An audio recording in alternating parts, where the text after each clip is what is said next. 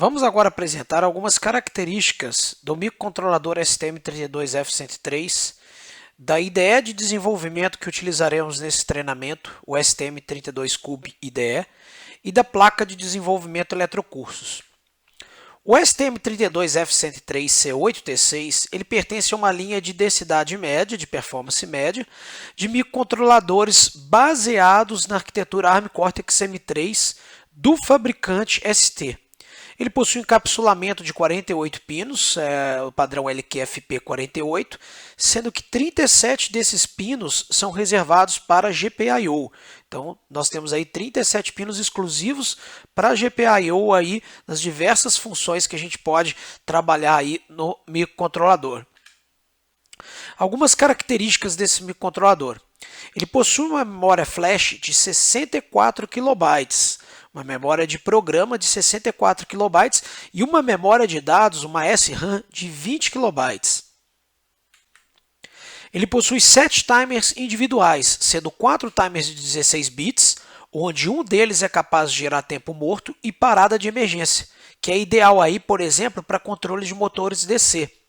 Além disso, ele possui 2 timers de watchdog e um contador regressivo de 24 bits, um timer aí de sistema conhecido como SysTick, e que será utilizado no nosso treinamento, por exemplo, para a geração de atrasos programáveis, para os famosos delays, que a gente vai estar utilizando em inúmeras aplicações desse treinamento, e também para o contador aí do nosso RTOS. Então, esse cara é muito importante. Ele possui também duas SPIs independentes, sendo que uma das SPIs é capaz de trabalhar com comunicação em até 18 megabits por segundo. É possível configurar essas interfaces para trabalhar no modo de 8 ou de 16 bits de dados. Possui aí duas I2Cs independentes. Possui 3 USARTs independentes, sendo uma delas capaz de comunicar a velocidades de até 4,5 megabits por segundo e as demais com velocidades de até 2,25 megabits por segundo. Ele também possui um controlador vetorial de interrupções com até 16 níveis de interrupção. Isso é bem legal, pois é essencial para o desenvolvimento de aplicações, por exemplo, com RTOS, ou Real Time Operating System. Ele possui uma frequência máxima de funcionamento de 72 MHz. Possui um RTC interno e um ajuste individual dos modos de operação das portas GPIO. Por exemplo, você pode programar saídas como push-pull, saídas como open drain, entradas com ou sem resistor de pull-up ou pull-down. Então ele é bem flexível aí nas configurações para as portas GPIO. Aqui nós temos um quadro onde nós podemos aqui, por exemplo, mostrar as diferenças que a gente tem entre os microcontroladores F103 disponíveis.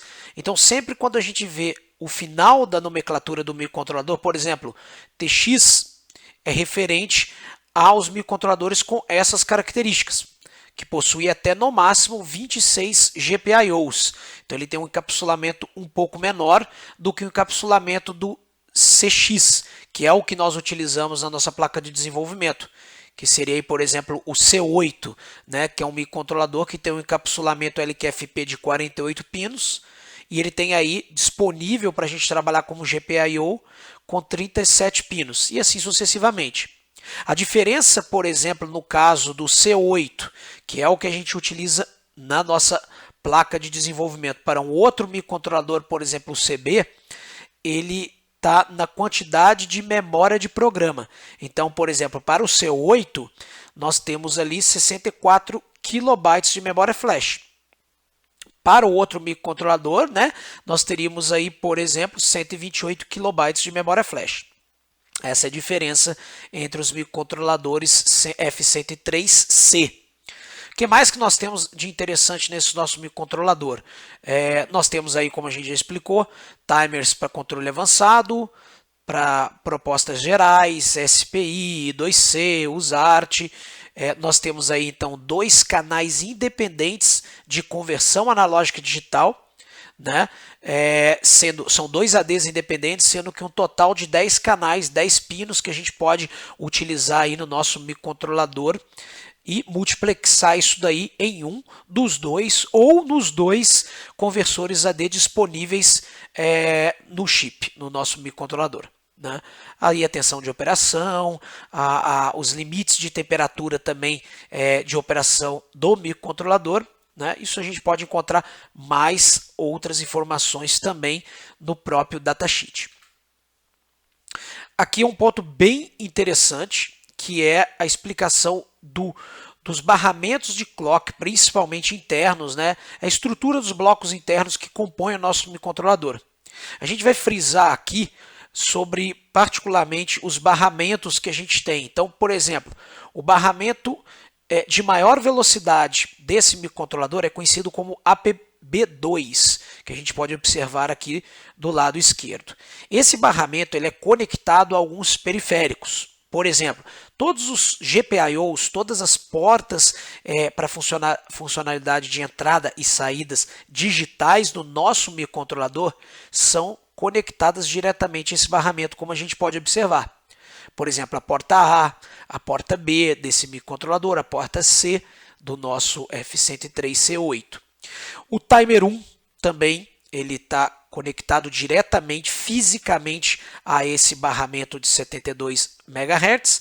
Então a gente pode utilizar aí os diferentes canais que compõem esse timer 1, seja para geração de sinal PWM, seja para leitura input capture, etc. Nós podemos trabalhar com um clock máximo de 72 MHz. Da mesma forma, a SPI 1 e também a USART 1. Além dos conversores AD que a gente tem para o nosso microcontrolador. Do outro lado, nós temos o barramento APB1, que tem a metade do clock do barramento APB2.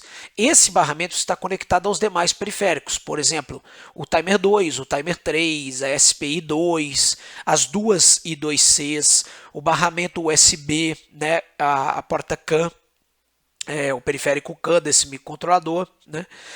Então isso significa que fisicamente, né, nos pinos conectados a esses periféricos, nós conseguimos trabalhar com clock máximo de 36 MHz. Nós temos ali um barramento central, que é o nosso barramento AHB, que é o barramento aí de no máximo também 72 MHz, e logicamente os demais blocos que compõem o nosso microcontrolador. Então a gente está falando aí dos osciladores, da própria CPU do microcontrolador, do controlador NVIC, controlador vetorial de interrupções, e etc. Bom, agora com relação à árvore de clock do nosso microcontrolador, vamos mostrar aqui algumas informações bem interessantes.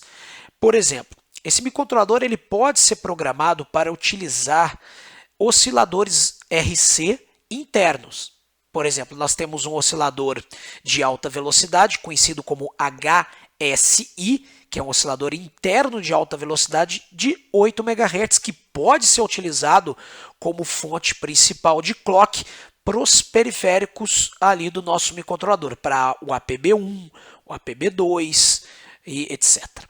Esse clock ele pode ser selecionado ali no multiplexador, onde a gente tem um registrador específico para o controle de qual fonte de clock será utilizada pelo microcontrolador. Então, se você for utilizar o HSI, você tem que parametrizar esse multiplexador, ou seja, esse registrador, para que o clock do microcontrolador seja o HSI.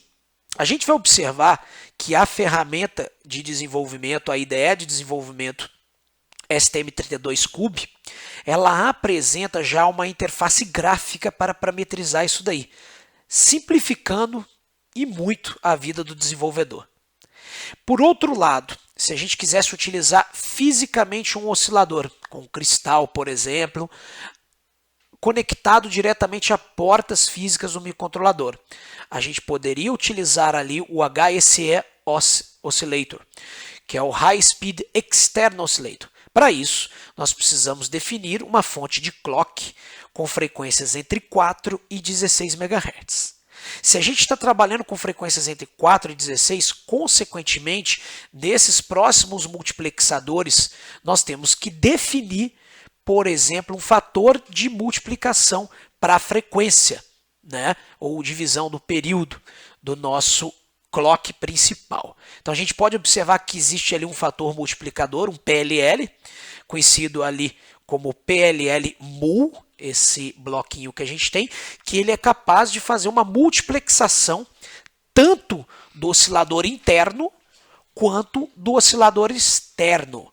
Para isso a gente tem que utilizar o multiplexador, onde a gente tem um registrador conhecido como PLL-SCR, para definir qual a fonte de oscilador a gente quer.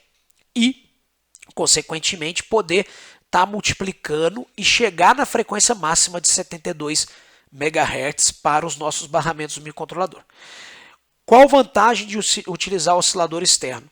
A gente consegue utilizar fontes mais adequadas, né? Fontes aí com uma maior precisão na geração do clock do que o oscilador RC interno. E qual que é a desvantagem? A gente está utilizando pinos do microcontrolador. Esses pinos podem ser realocados para outras funções se a gente não quiser utilizar o oscilador externo.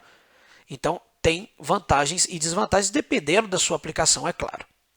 Com relação a outro oscilador, que é o oscilador de baixa velocidade, o LSI para o oscilador interno, né, que é um RC de 40 kHz, e o LSE, quando a gente quiser utilizar aí um cristal de 32.768 kHz.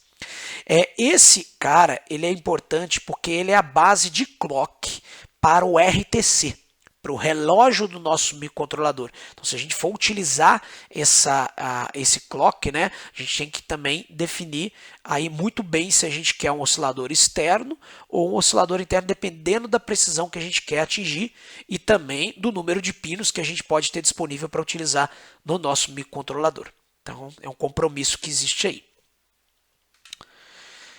Com relação à IDE, o STM32 IDE, essa IDE ela é uma ferramenta muito poderosa de desenvolvimento integrado para microcontroladores STM32.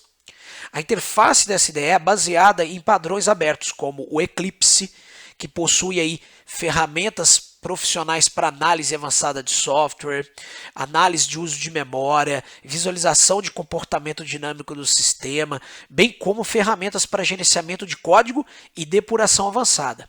Já o CubeIDE é a junção do quê? Do Atollic TrueStudio, né, que é uma ideia profissional que foi adquirida pela ST em dezembro de 2017, com o CubeMX, que já existia uma ferramenta de configuração gráfica, de inicialização de código da ST, que era utilizada exclusivamente de forma externa a outras IDEs compatíveis com microcontroladores STM32, como por exemplo o Atollic TrueStudio. Quais são as características dessa IDE? Ela é completamente gratuita para desenvolvimento, né? Ela é baseada em Eclipse, então também compiladores GCC, etc. Ela tem ferramentas de configuração e edição de código avançados e possui aí analisadores avançados de memória e stack. Aqui uma foto da placa de desenvolvimento eletrocurso que nós vamos utilizar aqui durante o treinamento. Vamos falar um pouquinho das características. Essa placa ela é uma placa modular. O que significa isso? Ela possui um slot central que te permite conectar placas diferentes para o aprendizado de plataformas diferentes microcontroladoras. Hoje nós temos disponível a placa Bluepill, que é a placa do STM32F103C8T6, que a gente pode conectar e é o que vai ser utilizado em nosso treinamento. Porém, a gente possui também uma placa para desenvolvimento utilizando microcontroladores PIC, mais especificamente o PIC 18F45K20.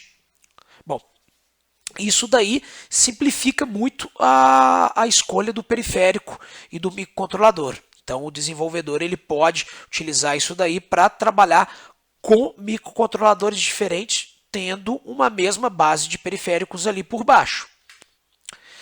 Ela possui jumpers seletores de função e todos eles organizados e com legendas. Então isso vai simplificar bastante aí o aluno e também o futuro desenvolvedor.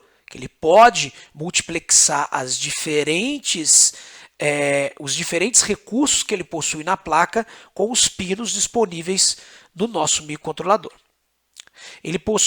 Essa placa possui reguladores de tensão independentes, sendo que um regulador é de 5 volts para conexão de alguns periféricos, como por exemplo o display LCD, o sensor ultrassônico, o microservomotor, e possui também um regulador de 3.3 volts, que aí está sendo utilizado para alimentar o microcontrolador, a memória flash, o sensor de temperatura, o conversor AD, display OLED, etc. Ela possui portas de expansão localizadas próximas às suas bordas. Isso facilita muito o que? A conexão de módulos eletrônicos, de shields, vamos chamar assim, aumentando aí o que? A velocidade de aprendizado do aluno, do desenvolvedor, facilitando a vida aí para você poder utilizar a placa para desenvolvimento dos seus projetos também. Nós possuímos aí na placa ainda um LCD de 16:2 e também um display OLED de 0.96 polegadas. Tem um conversor AD de 12 bits, que é o MCP3201, aí para o aprendizado da comunicação SPI. Possui um sensor de temperatura, que é o LM75A, que a gente pode utilizar aí para o treinamento aí, da I2C, né, da interface I2C. Possui uma memória flash de 32 megabits, que é o SST26VF032B, que é um chip muito versátil, muito poderoso, onde a gente pode, aí, por exemplo, embarcar nessa pastilha uma página HTML para utilizar um web server, por exemplo. A gente pode embarcar aí algumas receitas quando a gente for trabalhar, por exemplo, com o desenvolvimento de softwares para máquinas, para automação industrial. A gente pode armazenar aí também parâmetros de configuração de equipamentos e fazer também data logger, armazenar log de dados aí dentro dessa memória. Bem interessante. A gente tem também conexões aí para sensor ultrassônico e microservomotor na nossa placa.